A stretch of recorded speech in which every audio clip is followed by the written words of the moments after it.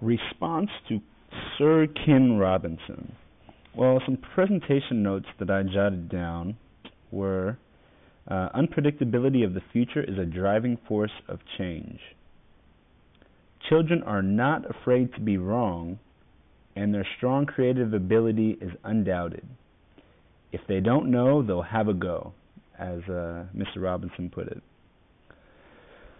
Schools should treat creativity with the same seriousness as literacy. If you are not prepared to be wrong, you'll never come up with anything original.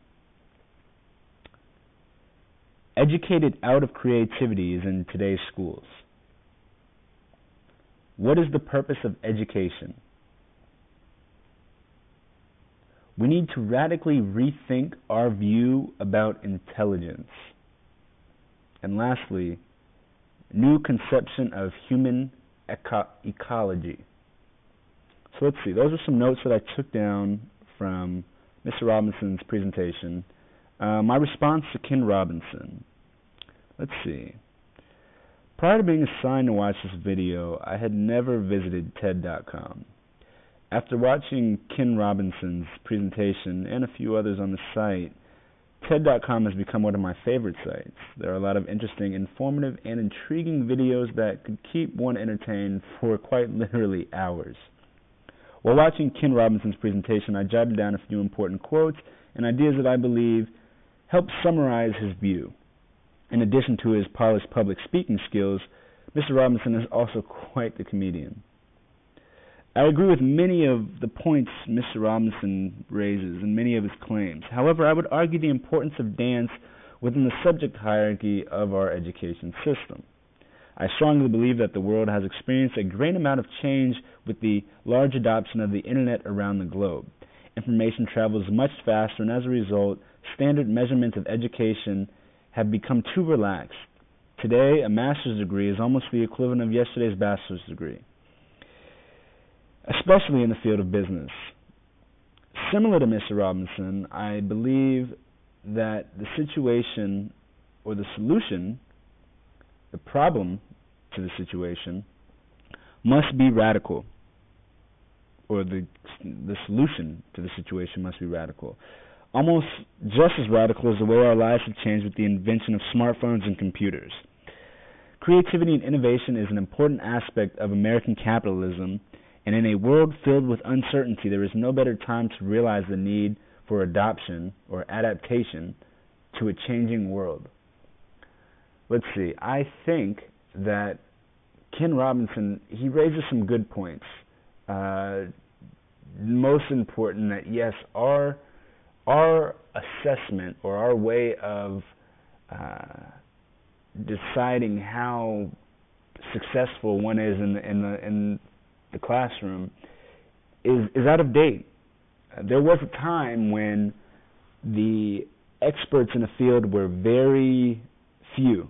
There were very few experts, and as a result, it was the expert's job to come up with a curriculum or a list or an idea of what needs to be taught.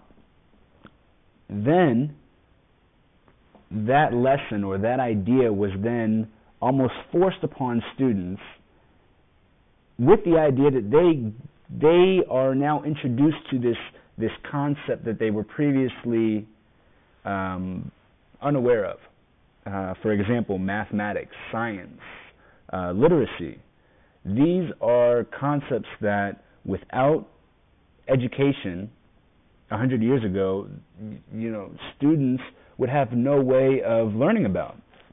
There's no trial and error in these fields of biology and physics. We can really value from work that is done in the past. So, what has changed?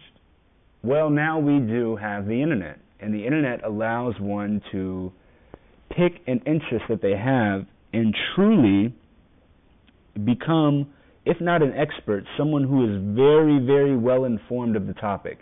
And I think that alone, that ability alone, creates a need for us to address the education system.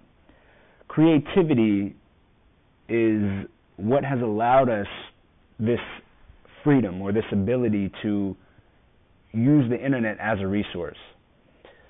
So I think with that said, we need to continue to innovate, and we need to continue to inspire creativity in the classroom.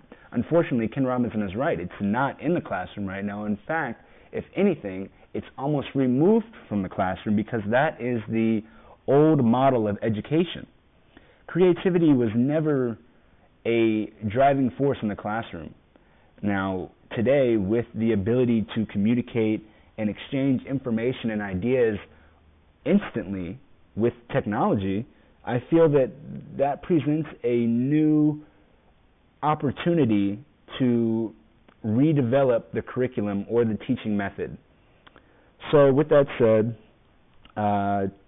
to Sir Ken Robinson, I do agree with most of your points. I feel that you raised some very critical issues, and yeah, it was a fun watch. And ultimately, I love TED.com now. That is probably the best website that I've come across within the last few months.